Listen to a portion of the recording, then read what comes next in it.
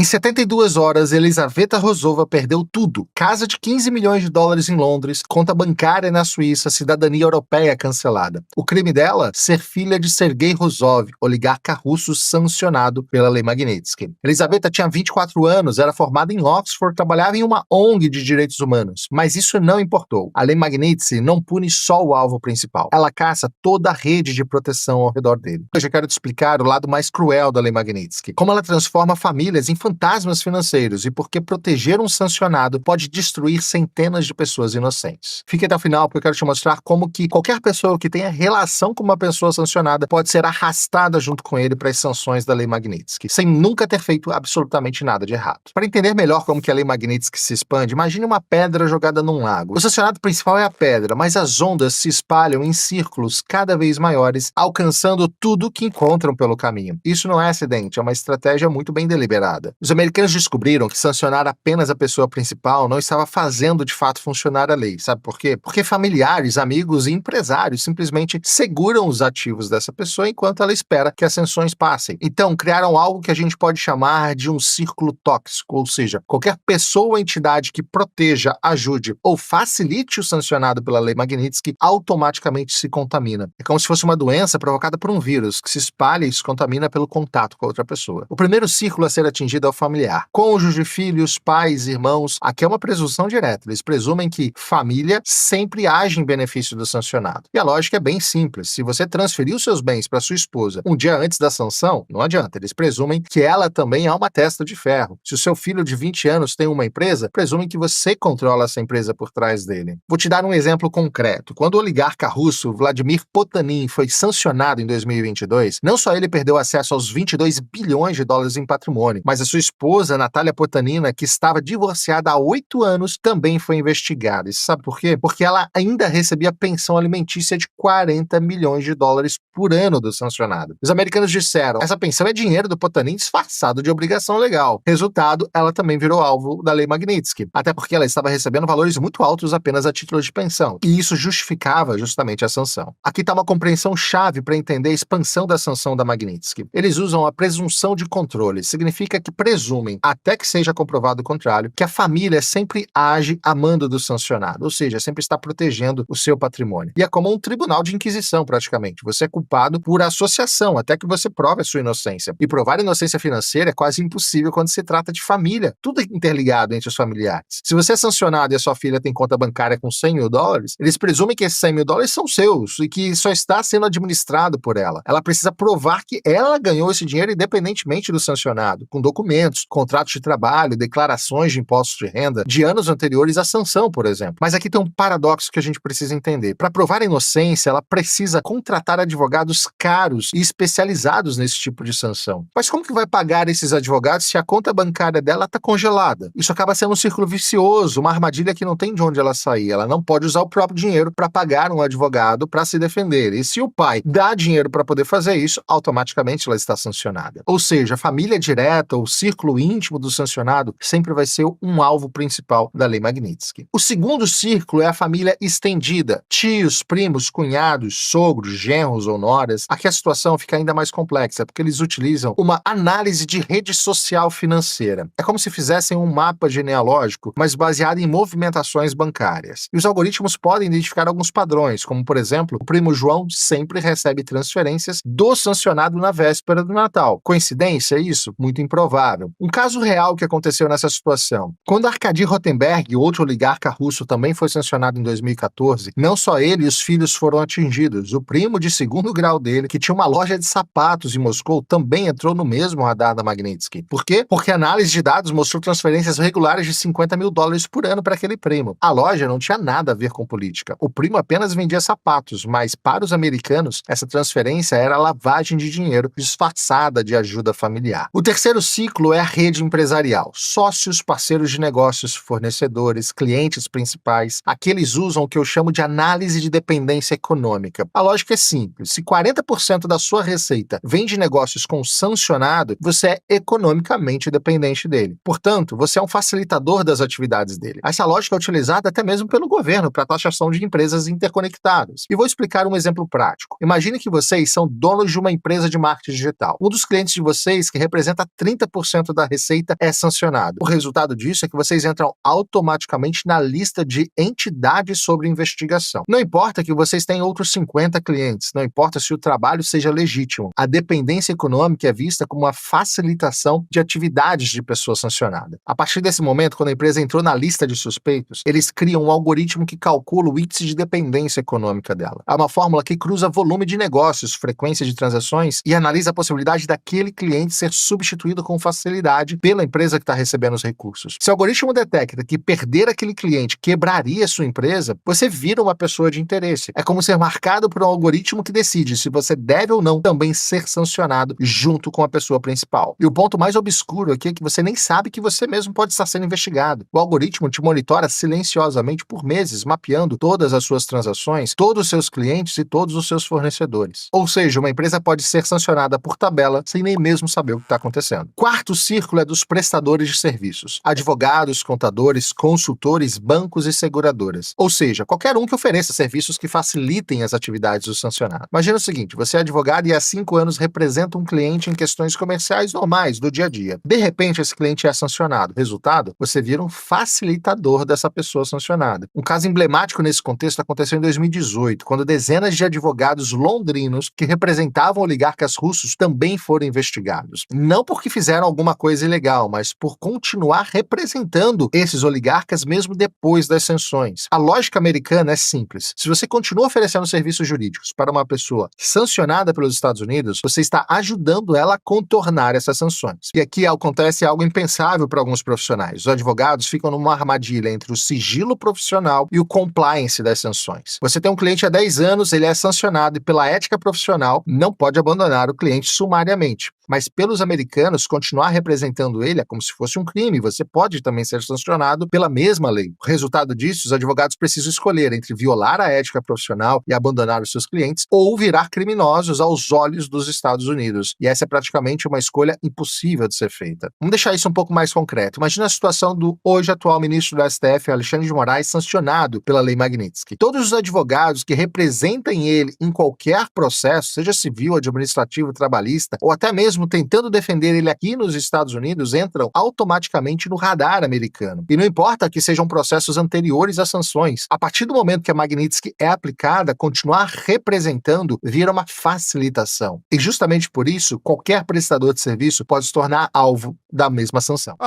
Se você não curtir e não seguir, já sabe, né? Seu filho vai virar petista. Tô zoando. Mas segue aí, ajuda muito o canal.